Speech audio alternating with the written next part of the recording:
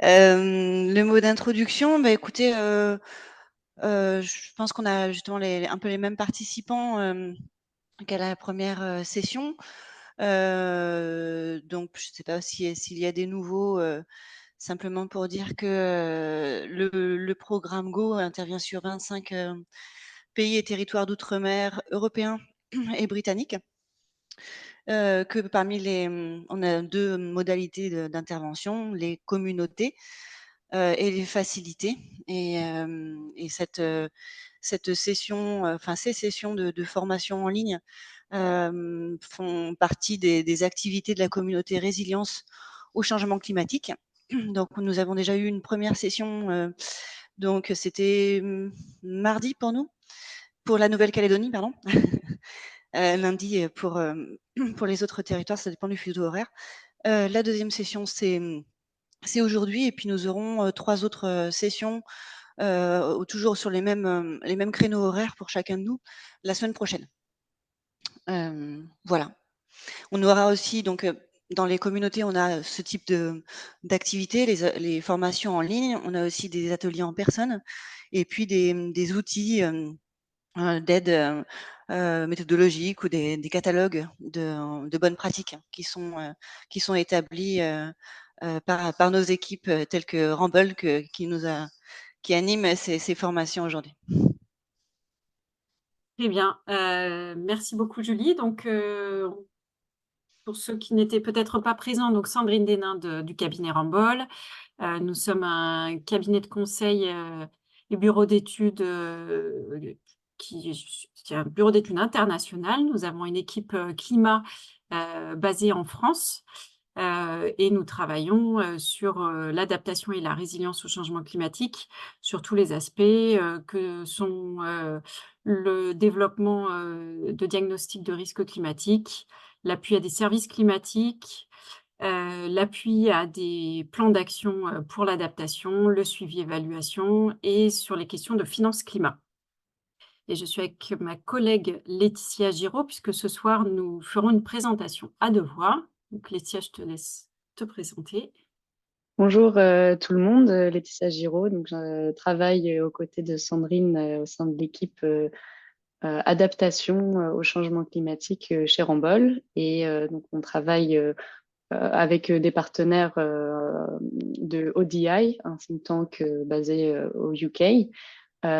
Pour cette communauté sur la résilience au changement climatique, on intervient aussi au sein du programme Green Universities sur la communauté qui se concentre sur la question de l'accès à la finance climat. Donc, ravie de vous voir nombreux ce soir et on va avoir le plaisir d'échanger. Et donc, comme le disait Julie, donc, nous sommes ce soir, ce jour, à cette deuxième session de formation. Donc, la première, hein, je pense qu'elle est encore assez fraîche dans les esprits. Donc, il s'agissait de regarder comment les différents cadres institutionnels et politiques s'emboîtent et cadrent l'adaptation au changement climatique et la manière dont elle vous offre des cadres d'opportunités, des fenêtres d'opportunités sur vos territoires. Cette deuxième session, elle va plutôt partager à la fois quelques cadres d'analyse du mainstreaming et de la gouvernance de l'adaptation. Donc, pour faire le lien avec la session précédente, l'idée, c'est de vous apporter des éléments et des travaux basés sur la science, qui sont développés à travers le monde à partir de nombreuses études de cas. Donc, de vous partager en fait des travaux les plus à jour possibles et de s'appuyer là-dessus pour développer à la fois ces formations, mais aussi vous faire part de nos analyses sur les 26 territoires du Go Programme.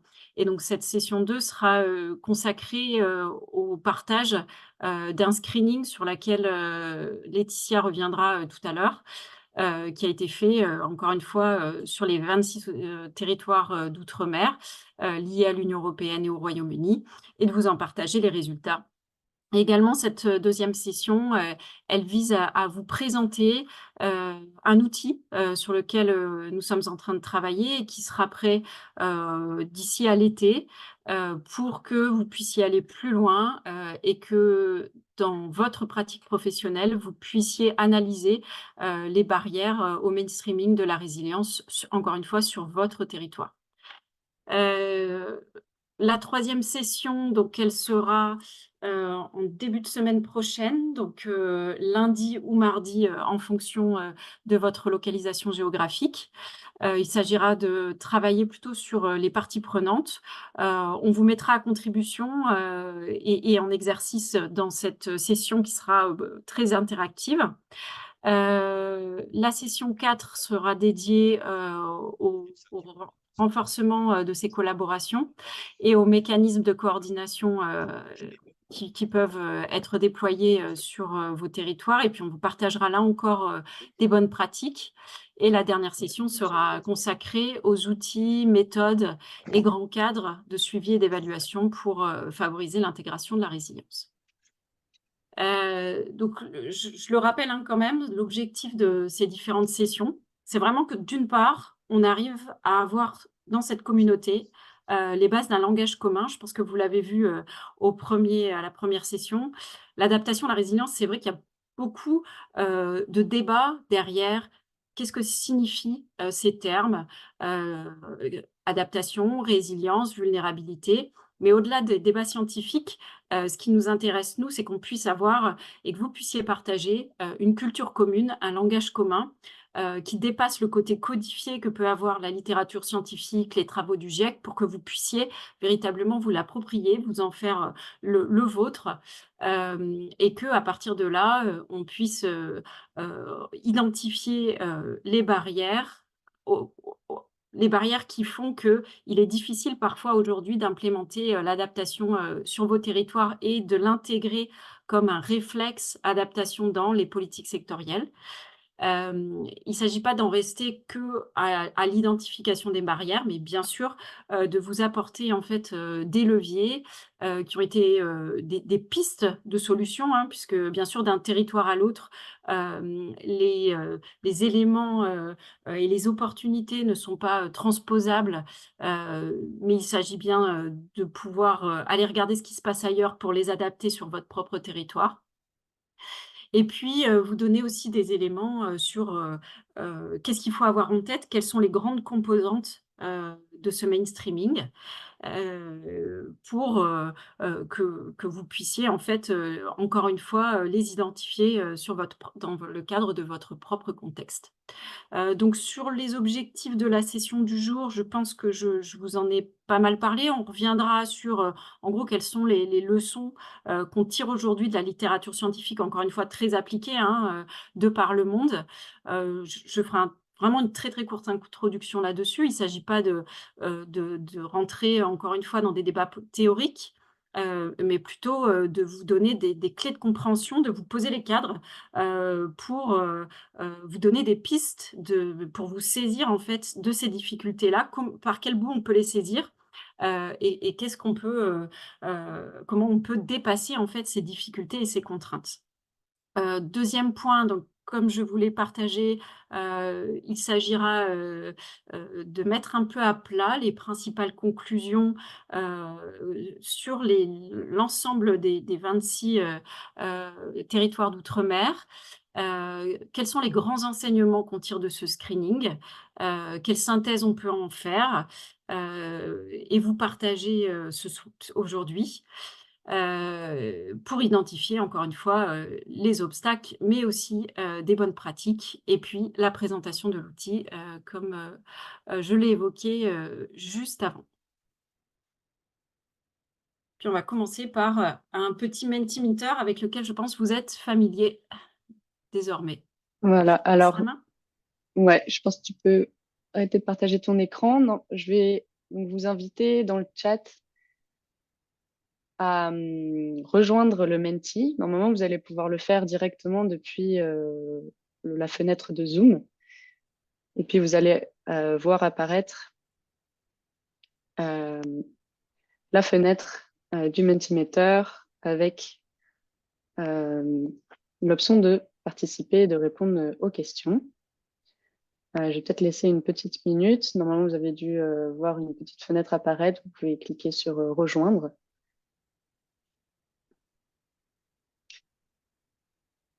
Et on va vous laisser répondre à la première question pour savoir quels sont les territoires qui nous ont rejoints aujourd'hui pour cette session.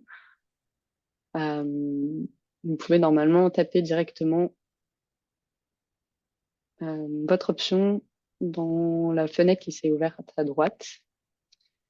Je vois qu'il y a des personnes qui peuvent répondre directement.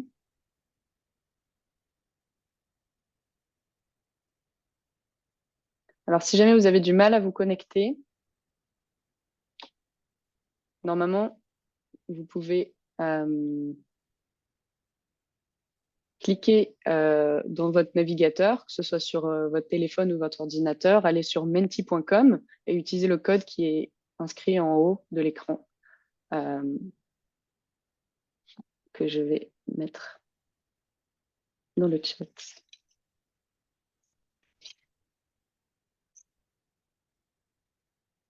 Je vois qu'il y a une quinzaine de personnes qui ont répondu déjà, donc c'est super. On a pas mal de personnes de la Polynésie, pas mal de personnes de Wallis et Futuna,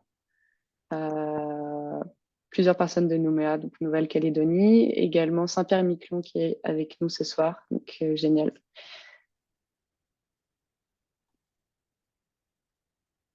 Je vais vous inviter à répondre à la deuxième question pour savoir si vous avez pu participer à la première.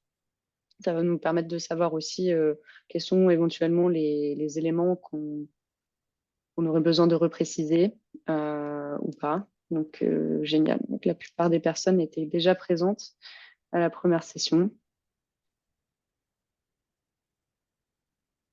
C'est parfait. Je vais passer à la suivante. Une dernière petite question d'introduction pour savoir, vous, quelle est votre activité, quel est votre rôle, au sein de quel service éventuellement vous travaillez et dans quel secteur d'activité surtout.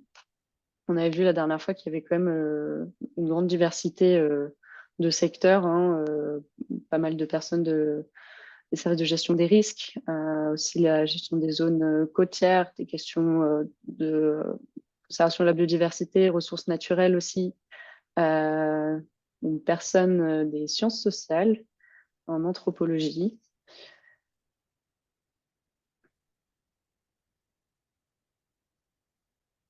Plutôt des personnes en charge dans les services de politique publique, aussi l'administration.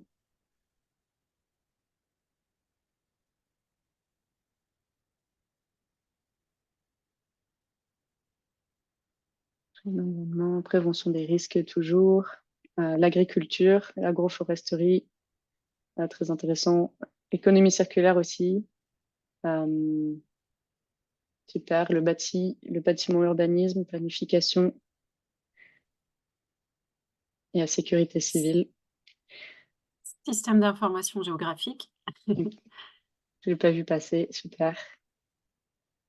Bah, génial, on a une vraie diversité ce soir, donc ça va être très intéressant, je pense aussi, d'avoir vos retours tout au long de nos présentations et notamment des résultats un peu du travail d'analyse, de screening qu'on a fait, avoir votre ressenti sur ce premier aperçu qu'on va vous fournir. Bah, c'est parfait, je pense que on peut en rester là pour le moment. Est-ce que je peux te laisser repartager l'écran, Sandrine? Pas de problème.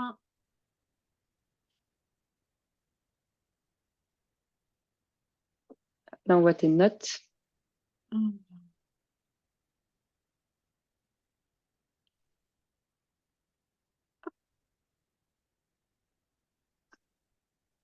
Parfait. Alors, sur l'agenda.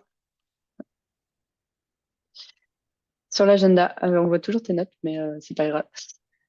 Donc, Sandrine a déjà un peu présenté ce dont on allait parler aujourd'hui, peut-être pour rebalayer rapidement comment ça va se dérouler. Donc, on va vous présenter dans une première partie, revenir sur un peu les bases théoriques sur lesquelles nous, on s'est appuyé pour conduire notre travail d'analyse, mais aussi pour bien vous faire comprendre de quoi on parle quand on parle d'adaptation et notamment du cycle de l'adaptation pour le développement des politiques, de stratégies, de plans et qui sous-tend aussi la logique d'intégration de ces enjeux-là de l'adaptation dans les plans et réglementations sectorielles. On vous présentera donc un peu une synthèse de ce qu'on a pu, nous, en retenir de nos recherches, de la littérature dans laquelle on s'est plongé et de comment donc, on a construit ce cadre d'analyse qui nous a servi à conduire notre recherche sur l'ensemble des pays et territoires d'outre-mer. Et on vous balayera un peu ces différents résultats qu'on a obtenus. Le but, c'est de montrer de manière bien sûr préliminaire, mais un premier aperçu de où nous, on a l'impression que les territoires, pays et territoires d'outre-mer en sont sur cette question d'intégration des enjeux d'adaptation.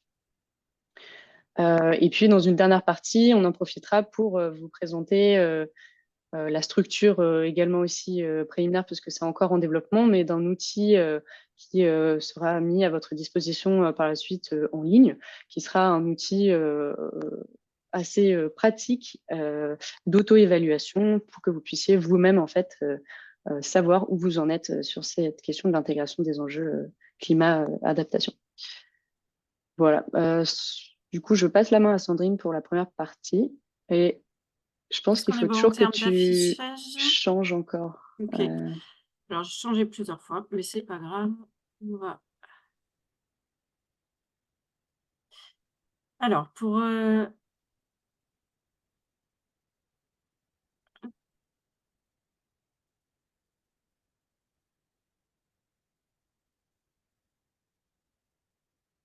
Toujours pas. non, désolée pour ça.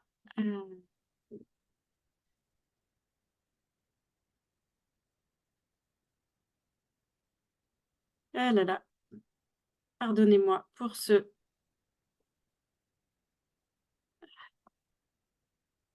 Je ne peux pas changer. Est-ce qu'éventuellement tu peux partager? Ouais.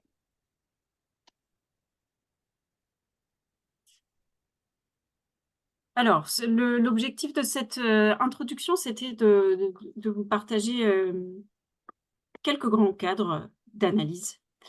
Le premier, c'est un cadre qui va se baser sur les différentes étapes du cycle d'une politique publique en général et de l'adaptation en particulier.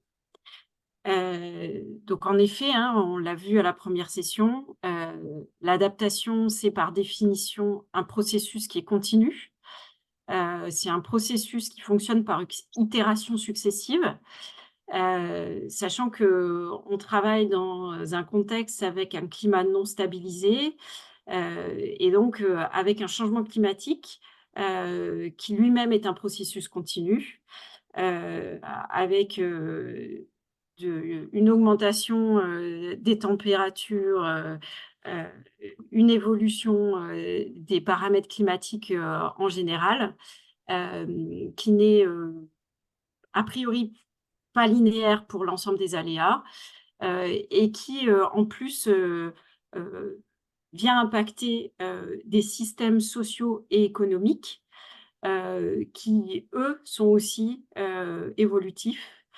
Et donc, on ne peut pas être sur un processus qui est complètement linéaire, mais un processus qui doit être en continu, et qui part de la compréhension des aléas, des impacts et des vulnérabilités, qui analyse les différentes options et solutions, met en œuvre et s'ajuste en fonction de l'évolution du contexte climatique, mais aussi socio-économique, et également l'évolution des systèmes écologiques.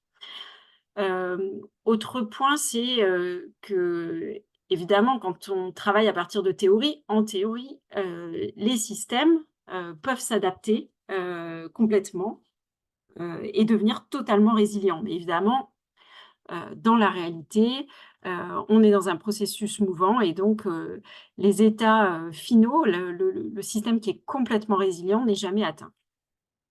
Heu, donc l'idée, c'est vraiment de retenir que, le cycle de l'adaptation et le processus d'adaptation et des politiques publiques qui l'accompagnent doivent être, elles aussi, en constante dynamique. Heu, tu peux passer à la slide suivante? Pour, travailler dans un tel contexte, l'idée, c'est de se clarifier un peu les idées et de se dire par quelle entrée, je peux, avoir, une approche un peu réflexive, des éléments de repère sur qu'est-ce qui peut fonctionner et dysfonctionner, dans mon propre contexte. Donc pour ça, la littérature en sciences sociales, la littérature en sciences politiques a développé beaucoup de travaux, sur, le le cycle, politique, le cycle de politique publique et pour en donner différents cadres d'interprétation. Donc pour, avoir en tête également que ce cycle de je diagnostique, mes problématiques, je les formule, ensuite, je les analyse, j'identifie les options, je sélectionne les options, je les mets en place, je les évalue et cetera. Ce cycle de politique publique, évidemment, c'est un processus idéal, théorique, mais finalement on n'est jamais, à un endroit précis, on fait plusieurs choses à la fois. On est à la fois en même temps en train de mettre en place, des options, d'adaptation ou des options d'autres politiques publiques et en même temps on diagnostique des problèmes et en même temps parfois on évalue, d'autres politiques précédentes. Et l'autre problème de ce cycle, politique, c'est que, un ça a une fonction heuristique, c'est-à-dire que ça nous donne de la compréhension, ça donne un cadre de compréhension sur, là où on en est, mais en revanche, ce n'est pas quelque chose qui va guider l'action. Autre cadre conceptuel, donc à partir justement de cette approche, idéale, et rationnelle des différentes composantes que j'ai citées, détecter le problème, rassembler l'information, redéfinir le problème d'un point de vue politique, développer des options et cetera. Il y a un cadre d'analyse qui a été, développé en 2010 et qui va systématiser un certain nombre de barrières identifiées à chaque étape et se poser la question, c'est, comment est-ce que les différentes parties prenantes, comment est-ce que le contexte, comment est-ce que le système concerné va contribuer à forger des barrières à chaque étape? Mais là encore, heu outre le fait que, l'ensemble des questions qui sont posées à chaque étape, sont assez exhaustives et du coup, ça sont difficilement transposables, pour les praticiens. Encore une fois, on est dans un processus, décrit de manière rationnelle et idéale, voire idéalisée, et dans la réalité, encore une fois, on est entre, plusieurs, étapes de ce cycle politique. Autre approche, en sciences sociales, en sciences politiques, c'est on va chercher en fait à identifier les mécanismes qui conduisent à des impasses. Par exemple, le cas, typique des politiques publiques, c'est, des conflits entre, plusieurs ministères, entre plusieurs services, qui font que le processus est bloqué. Autre, mécanisme qui peut conduire à des impasses, l'innovation. Donc on peut être dans une politique de résilience qui est, désignée comme, innovante, mais en même temps, on peut avoir, certaines parties prenantes, soit qui sont portées par ce processus d'innovation, mais d'autres qui peuvent être au contraire freinées, par, l'incertitude liée à cette innovation. Et donc, on a cette approche qui regarde en fait les mécanismes qui conduisent à ces différentes impasses. Évidemment, ce type de cadre, il est assez difficile, encore une fois, à appliquer, pour des praticiens, et souvent ce type d'approche se base sur, une perspective un peu historique. Donc on remet, en perspective, les 10 années, qui précèdent, le point de blocage et on essaie de remettre ça en perspective. Donc difficile à appliquer pour, les territoires. Autre approche, qui prend de l'ampleur, ces dernières années, c'est une approche en sciences politiques, qui part des institutions, donc à la fois des cadres réglementaires, des structures, des entités que sont ces différentes institutions, et regarde en fait de la manière dont elles viennent façonner, contraindre ou créer des espaces d'opportunité pour les politiques publiques. Euh, dans quel contexte elles sont inscrites. On va regarder aussi la manière dont ces institutions, par exemple celle de la gestion du risque de catastrophe, se sont construites historiquement et comment elles vont façonner d'une certaine manière les politiques publiques du climat et de l'adaptation au changement climatique aujourd'hui. Donc ça, c'est une piste sur laquelle à partir de laquelle on s'est inspiré. Et puis, une dernière approche, qui est, assez, largement, présentée dans les travaux du GIEC, c'est une approche par les capacités de gouvernance. Donc là, l'idée, c'est de regarder, dans certains contextes territoriaux, certains pays, mais aussi au niveau local, dans quelle mesure il y a une culture et une capacité en fait spécifique au territoire de répondre à des événements, et des aléas, des événements extrêmes, et à des moments, un peu de crise, qu'est-ce qui se passe? Et comment cette culture face aux problèmes qui se posent à la société, façonne, là encore, les réponses. Heu, donc au regard de ces différents grands cadres, d'analyse présentés, vraiment très, très succinctement, nous, on est partis de l'idée de se dire: «On a besoin certes d'un cadre qui soit suffisamment sophistiqué», c'est-à-dire qu'on regarde vraiment différentes composantes comme, bah, vous le présentez, Laetitia, tout à l'heure. Mais aussi, il faut que ce soit quand même quelque chose qui soit pratique, qui soit, simple, et utilisable pour, les praticiens que nous sommes. Autre point, il s'agit de tenir compte, des barrières, institutionnelles, et donc d'avoir certaines composantes, tournées autour de ça, des mécanismes de coordination, du contexte institutionnel, des textes, heu, type, loi ou autres décrets et cetera, qui façonne, la manière dont, la résilience va être déployée. Et puis, 3e point, hein, c'est, ce qui est important, c'est, heu, construire un outil et des travaux d'analyse qui puissent véritablement guider, l'action des parties prenantes. Et donc au-delà d'identifier, des seules, barrières, il s'agit aussi d'identifier, des leviers. Et puis dernier point auquel on a été sensible, c'est de se dire qu'il faut un outil qui prête, une attention particulière, au contexte spécifique, des territoires d'outre-mer, heu et en particulier, l'insularité, des territoires, qui ne disposent pas, forcément, de ressources, économiques et humaines, conséquentes, d'expertise et cetera. Donc qui puissent prendre en compte, toutes les particularités liées à ce contexte.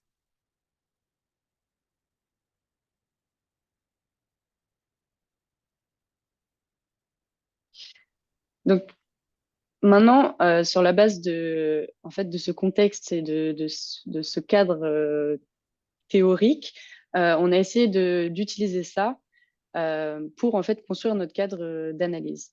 Le but, c'était aussi d'identifier donc des composantes, mais pas seulement d'avoir des composantes et une approche un peu statique, disons, où on essaierait d'analyser différents éléments les uns après les autres et fournir un aperçu photographique, on va dire, d'un état figé, mais d'essayer de rendre ça un peu plus dynamique et donc de l'intégrer dans le cycle de l'adaptation, donc que vous a présenté Sandrine il y a quelques minutes. L'idée, c'était d'ancrer un peu ces différentes composantes qui, pour nous, sont les éléments essentiels à avoir en tête, en fait, quand on cherche à identifier quels sont les principaux enjeux auxquels on va faire face, quelles sont les principales barrières que je pourrais rencontrer pour essayer de pousser justement l'intégration de l'adaptation dans mon secteur.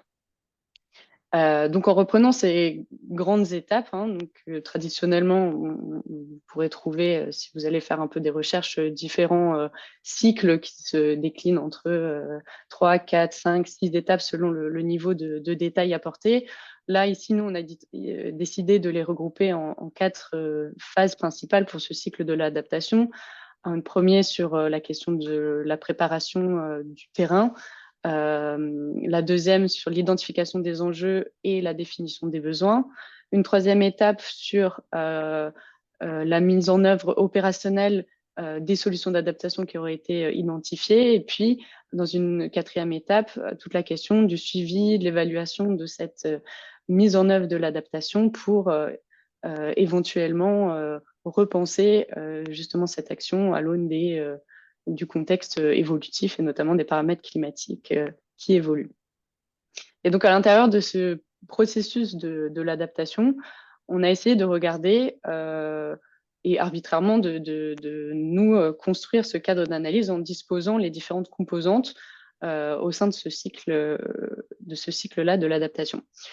Donc, je vais juste rapidement vous dire un mot sur ces différentes composantes, puisque c'est aussi celles qu'on a utilisées, nous, pour conduire ce travail d'analyse qu'on va vous présenter ensuite. Peut-être la première composante et la plus structurante, on va dire, dont on a déjà parlé dans la session 1, donc je n'irai pas dans le détail. Il s'agit des cadres politiques et de la question notamment de la cohérence réglementaire et des mécanismes de responsabilisation des forces réglementaires. Qu'est-ce qu'on attend par là? Nous, on s'est intéressé à plusieurs axes en fait à l'intérieur de ça. C'est pas seulement le cadre, on va dire stratégique ou politique posé par les plans nationaux qui émanent donc des métropoles et regarder comment ceci s'applique sur vos territoires, mais aussi aller plus dans le détail des territoires justement d'outre-mer et voir qu'est-ce qui existe en matière d'une part de stratégie, de planification, de l'adaptation, et d'autre part sur les plans et les stratégies sectorielles pour le coup, comment l'adaptation était déjà intégrée et si c'était déjà intégré. Au-delà de ça, un autre élément important, c'est pas seulement de savoir s'il y a effectivement des plans, des stratégies qui ont été élaborées, mais regarder si elles ont la force nécessaire pour être mises en œuvre. Donc, quels sont les mécanismes derrière qui sous-tendent leur application, donc éventuellement un cadre législatif, des lois qui vont venir, des décrets d'application qui vont venir appuyer la mise en œuvre de cette planification. Le deuxième composante, c'est la question de la structure et de la capacité institutionnelle et du leadership. Donc c'est un élément qui nous semble vraiment essentiel. Donc, au-delà de la question de l'organisation institutionnelle sur les territoires, donc on sait que sur les territoires d'outre-mer, c'est des contextes qui sont très différents hein, selon la taille des territoires, la capacité et la structuration est très différente. Mais nous, on s'est intéressé à savoir ce qui était déjà en place sur les questions du climat. Qui étaient les acteurs, les services, les organisations déjà positionnés sur cette question-là? Est-ce que les responsabilités étaient clairement définies? Et puis, comment étaient éventuellement coordonnés ces acteurs-là? En plus de ça, un élément qui nous semble vraiment important, on reviendra dessus tout à l'heure, c'est la question du leadership, puisque quand on parle d'adaptation au changement climatique, c'est un sujet complexe qui nécessite souvent d'avoir un appui et une volonté politique forte pour impulser le mouvement, d'avoir une organisation, un service, des personnes qui se positionnent pour justement organiser le développement de ces stratégies d'adaptation et la diffusion de ces enjeux-là au sein de tous les services sur les territoires. Les deux autres composantes qu'on a identifiées, donc, qui nous semblent clés sur cette étape-là d'identification des enjeux, de définition des besoins, c'est d'une part la question de l'accès à la donnée et à l'information sur le climat. C'est aussi un élément qui est souvent remonté, notamment là, à la première session de formation, hein, cette question de l'accès à la donnée qui est souvent partielle, disparate, qui est parfois pas mise à l'échelle, où vous allez devoir reposer sur l'accès à la donnée fournie par notamment des acteurs régionaux, mais qui n'est pas forcément adapté à vos territoires. Quand on parle de connaissance des impacts du changement climatique, c'est pas seulement avoir une connaissance des aléas climatiques, mais aussi développer et avoir accès à de la donnée socio-économique sur le terrain à une échelle assez fine pour pouvoir ensuite conduire ce qu'on appelle des études de vulnérabilité et savoir véritablement quels sont les risques climatiques auxquels votre territoire et les différentes communautés sont exposées. Un autre élément sur cette question de l'accès et de la production des données climat, c'est comment ensuite on passe à l'appropriation de cette donnée climatique. C'est ce qu'on appelle, nous, les services climatiques, c'est-à-dire comment on rend l'information appropriable par les décideurs politiques, par les praticiens qui vont pouvoir l'utiliser, la mettre au service justement du développement et de la mise en œuvre de l'adaptation. Associé à ça, il y a la question de la mobilisation des communautés, des parties prenantes. On trouvait ça intéressant de l'intégrer dès l'étape 2 du cycle de l'adaptation et pas souvent, on le voit plutôt en fin du cycle où on se dit, bon, maintenant qu'on a développé le plan, la stratégie, on va aller concerter les acteurs, savoir ce qu'ils en pensent. En fait, en réalité, c'est vraiment essentiel et cela à chaque étape. De constituer dès en amont des communautés d'acteurs qui vont être des soutiens, des relais pour le développement de ces stratégies d'adaptation. Ça va servir non seulement à faciliter le transfert d'informations, mais aussi à faire tout ce travail de sensibilisation qui est essentiel quand on parle de mainstreaming de l'adaptation. C'est s'assurer que tous les acteurs impliqués soient au même niveau de connaissance de ces enjeux-là, de l'adaptation, que tout le monde partage une vision commune, un langage commun, un peu voilà, comme ce qui est l'objectif de ces sessions de formation ici. Deux autres composantes, quand on passe plus à l'identification des options d'adaptation, à concrètement décider qu'est-ce qu'on va pouvoir mettre en œuvre, il y a deux points essentiels, un peu en lien avec les précédents, c'est la question des mécanismes de coordination. Une fois qu'on a identifié qui sont les parties prenantes, qui est l'organisme porteur, le leader un peu de l'adaptation, comment on met en lien ces acteurs-là, à travers quels mécanismes de coordination, que ce soit multi-niveau, de manière verticale ou de manière horizontale, en faisant de l'interservice. Est-ce que c'est en s'appuyant sur, par exemple, des structures déjà existantes, des comités inter-services, intergouvernementaux, ou en créant des structures ad hoc de type des forums, par exemple le forum calédonien du climat qui est un bon exemple. Donc ça, c'est un point essentiel. Et l'autre qui revient aussi comme étant un point bloquant, c'est la question des ressources financières et humaines. Sur la question de l'accès à la finance, en réalité, nous, au travers de la communauté finance-climat, dans le cadre du programme Green Overseas, on s'est rendu compte qu'il y avait des opportunités de financement qui existaient pour les territoires d'outre-mer. La question, c'est effectivement souvent la capacité des territoires à accéder à cette finance climat, puisque les ressources humaines et l'expertise est souvent limitante. Une dernière composante associée à l'étape 4 du cycle de l'adaptation, c'est la question des capacités de gestion adaptative qui s'appuient en fait sur tous les systèmes de suivi et évaluation de l'adaptation. Hein. Donc ça va être savoir mettre en place des indicateurs pour suivre la progression dans la mise en œuvre des options qu'on aura pu identifier dans les stratégies d'adaptation. Comme on verra tout à l'heure, en réalité, c'est effectivement une étape une composante qui implique que vous êtes allé déjà assez loin dans le processus de l'adaptation. Donc, dans le travail d'analyse qu'on a fait, c'est une composante où on n'a pas trouvé beaucoup d'éléments, mais néanmoins vraiment importante pour justement répondre à cette nécessité d'avoir un cycle de l'adaptation, un processus qui est évolutif et qui nécessairement va devoir s'adapter aux conditions qui sont changeantes.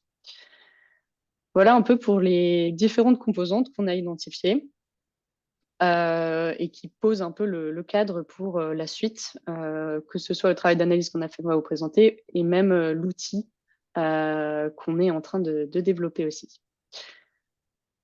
On a deux petites questions ensuite à vous poser, mais peut-être avant ça, vous demander si vous avez des questions sur ce qu'on vous a déjà présenté. Ou des réactions. Ou des réactions aussi. N'hésitez pas, soit dans le chat, soit en prenant la parole directement. J'ai un commentaire dans le chat sur les financements, la difficulté aussi liée au fait qu'il s'agit de cofinancement. En effet, est-ce que du coup, c'est une difficulté pour développer les propositions et avoir accès à ces financements? Est-ce que vous voulez peut-être développer? Allez-y, monsieur Mériadec. Ouais, donc, juste en précision pour développer, effectivement, la question du cofinancement, elle est souvent imposée. Et le fait est, c'est quand on répond à des appels à projets, ben, on le fait de façon technique. Donc, nous, on a eu un cas particulier sur le fond vert avec Céline Barré. C'est qu'en fait, il a déjà fallu qu'on s'organise en groupe de travail spécifique, qu'on identifie sous quel angle on allait aborder la demande. Est-ce que c'était la gestion des risques? Est-ce que c'était l'aménagement du territoire? Est-ce que c'était la donnée pure? Et après, on s'est rendu compte qu'on avait quand même un cofinancement. Donc après, il faut qu'on s'inscrive aussi dans une planification de financement sur plusieurs années avec les services dédiés. Et ça rajoute une complexité. D'autant plus que les services budgétaires, souvent, ne sont pas, on va dire, organisés encore pour le moment sur la façon de gérer des appels à projets. On n'est pas dans une logique de conventionnement comme sur plusieurs années où on sait dès le départ combien de crédits on va inscrire au BP, en budget primitif. Là, on est sur les appels à projets, c'est du one shot. À un moment donné, on nous dit, si vous avez un projet, vous rentrez dans le cadre, ou vous rentrez pas dans le cadre d'ailleurs, mais bon, quand on rentre dans le cadre, OK, votre projet est éligible, on vous valide. Maintenant, envoyez-nous le dossier, on vous envoie l'argent. Après, les modalités. Ce qui fait que les BP, les budgets, ils sont services budgétaires. Ils disent, oui, mais là, vous nous envoyez, on récupère de l'argent, nous, on n'a pas programmé le cofinancement et on se retrouve dans des situations où, en général, on fait des appels. Quand on répond aux appels de projet, on est souvent sur du N-1. Il y a toute une logistique d'ingénierie financière qui n'est pas spécifique au monteur de projet, qui est vraiment au service support après de s'adapter en fait c'est bon. C'est un peu ironique, mais on est vraiment sur des logiques qui sont pas forcément les mêmes logiques de métier, quoi. S'il y a vraiment un changement de paradigme sur le fait que répondre à l'adaptation au changement climatique, c'est de la transdisciplinarité et qu'oblige un peu plus d'agilité, quoi, si j'utilise des termes qui peuvent être à la mode, mais en tout cas, qui ont une vraie réalité de terrain. D'où la nécessité de mécanismes de coordination qui ne soient pas que sur la partie planif, mais aussi au moment des demandes de financement et qui se déclinent tout au long des étapes à franchir. Il y a des acteurs qui doivent apprendre à comprendre que les modalités de financement, elles ont changé. Là, on le voit sur nos contrats, les partenariats avec l'État. Donc, on est toujours sur des contrats de développement avec la collectivité Nouvelle-Calédonie et les provinces sur 4 ou 5 ans. Par contre, les communes, maintenant, on va passer sur des appels à projets annuels.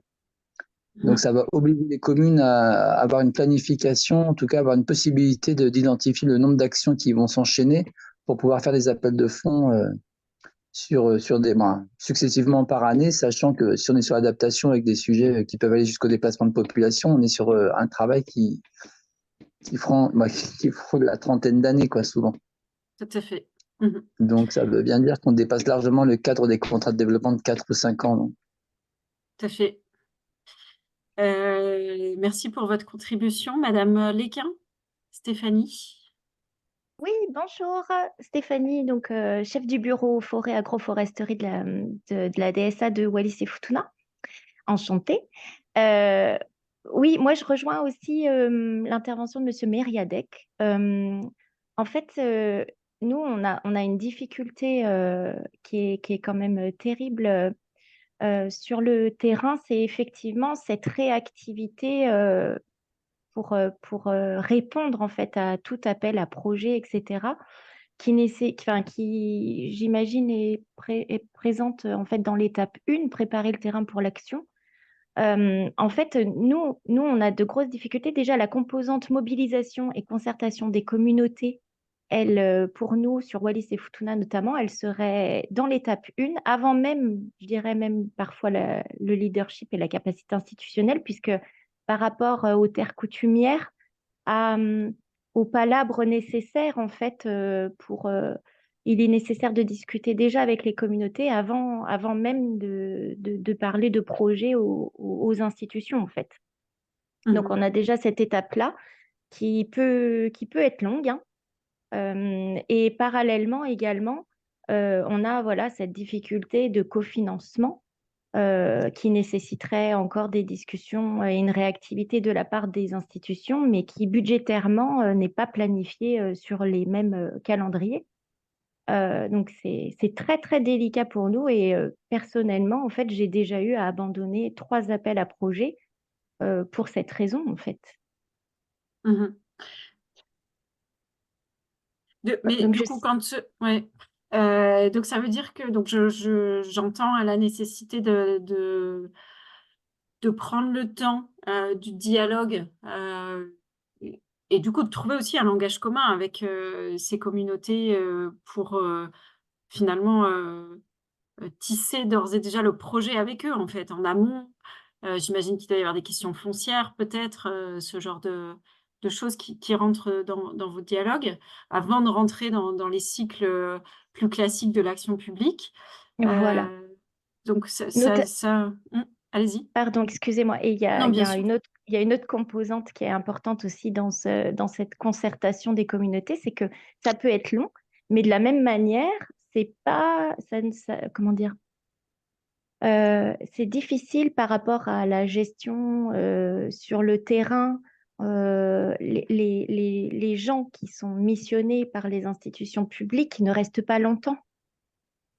Mmh. Donc du coup, on a en plus cette difficulté qui est liée en fait à la présence non permanente des personnes, des institutions publiques, on va dire, Mmh. et notamment là pour le ministère de l'Agriculture et de l'Environnement.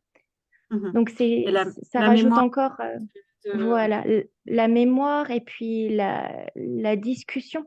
La discussion avec les communautés, en fait, ils ont des interlocuteurs changeant, c'est compliqué, c'est délicat. Mmh. Mmh. Et est-ce qu'il y a des modalités justement pour essayer de garder cette mémoire, partant du constat que le turnover, est-ce que c'est quelque chose qui ne peut pas s'amenuiser visiblement, donc c'est quelque chose avec lequel vous êtes obligé de composer.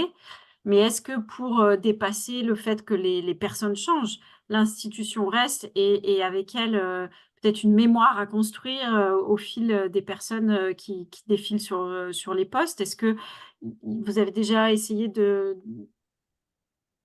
pistes de solutions de ce point de vue-là? Et Oui, de oui, la de même... créer des outils, créer des outils internes, mais ça reste quand même délicat dans le sens où ça reste du relationnel et où le droit oral prévaut Mhm. ici au droit écrit. Mhm. Donc, il y a beaucoup de palabres, il y a beaucoup de dire Mhm. et d'oral Mhm. que nous, on se doit effectivement de capitaliser et d'enregistrer, mais ça reste quand même délicat. On ne peut pas faire un compte-rendu des réunions, on va dire, qui seraient partagées avec les coutumiers, forcément. On peut se le faire, nous, en perso, mais Mhm. bon, voilà. C'est un défi, on l'entend bien. Céline? Oui, bonjour à tous. C'était juste pour rebondir sur ce qui vient d'être dit. Effectivement, souvent pour certains projets, il faut mettre bien en amont les communautés puisqu'il faut une acceptation de la population par rapport à ce qui pourrait se mettre en place. Donc, effectivement, comme sur le territoire de Wallis et Futuna, il y a beaucoup de terres coutumières et des palabres à mettre en place. Alors, je ne sais pas, nous, il y a des... Stéphane Mariadec pourra réajuster le nom, mais je sais qu'il y a des comptes rendus de palabres qui peuvent être effectués par des instances coutumières et qui peuvent sceller un petit peu les choses. Mais souvent, ce qu'il est intéressant d'avoir aussi par rapport à ce turnover, c'est d'avoir des référents au niveau des coutumiers qui, eux, sont permanents et qui peuvent perpétuer justement tout ce qui a été mis en place. Ça, c'était le premier point. Et concernant les ressources financières, en fait, sur différents domaines, moi, je me rends compte que souvent, on a des financements qui sont plus liés à l'investissement. Et souvent, ce à quoi on fait face, nous, c'est aux difficultés du fonctionnement. Alors, je sais que c'est peut-être pas très entendable, mais c'est une réalité de terrain. Et je vais parler d'un exemple concret. En Nouvelle-Calédonie, on a le réseau sismique, etc. Et on fait partie d'un réseau océanien pour les stations sismiques, pour les données, justement, partage de données. Et on est allé à une conférence et on se rend compte que, par exemple, certains pays ont 40, 50 stations sismiques. Mais sur les 40-50 où il y a eu du budget d'investissement, elles ont été installées, elles ont fonctionné pendant 1 an, 2 ans. Eh bien, en fait, on se retrouve confronté au problème de la maintenance, de la compétence pour les maintenir opérationnelles. Et sur 40-50, des fois, il n'y en a qu'une qui fonctionne réellement. Donc, ça, c'est aussi de la réalité de terrain. C'est-à-dire que faudrait peut-être avoir une vision plus sur le fonctionnement, la montée en compétence des personnes qui sont sur place. Voilà, c'est tout ce que je voulais ajouter par rapport à ça. En effet, en tout cas, c'est une problématique que nous, en tant que consultants, au regard des territoires qu'on accompagne, qu'on rencontre assez régulièrement, hein. Je pense que c'est vraiment pas le propre des territoires d'outre-mer, les difficultés de financer le budget de fonctionnement et par exemple, un certain nombre d'appels à projets européens, etc., qui peuvent être plutôt sur l'investissement que sur du fonctionnement. Donc en effet, je pense que c'est vraiment pas le propre à vos territoires. Moi, ce que j'ai vu, alors sans donner une solution, encore une fois, qui pourrait ne pas être adaptable à vos territoires, mais ce que j'ai vu, c'est quand il y a des entités qui arrivent à constituer un pool de projets suffisamment nombreux, à un moment, ça bascule vers on est en capacité, du coup, d'aller chercher des financements aussi pour faire fonctionner cette ingénierie financière et faire financer cette ingénierie financière. Donc, ça veut dire monter les projets, faire le suivi administratif et financier qui est parfois assez exigeant de la part là, je pense à des projets financés par l'Union européenne, faire le suivi, évaluation, etc. Donc, tout ce qui est du ressort de l'ingénierie financière. Certains territoires ont mis ce genre de choses en place ou mutualisent entre plusieurs territoires des postes et arrivant à un nombre un peu critique là, de projets, arrivent à faire financer dans le cadre de ces projets des postes dédiés à cette ingénierie financière. Madame Léquin ou Stéphanie, vous vouliez rajouter quelque chose? Ah non, pardon, excusez-moi, j'ai oublié de baisser la main. Ok, très bien. Mais en tout cas, on prend bonne note de ces éléments et puis on verra si dans la suite, alors dans le screening, là, tel que présenté succinctement aujourd'hui, mais sur les autres sessions, on peut essayer de vous apporter des solutions, des bonnes pratiques, en tout cas mises en place par d'autres territoires.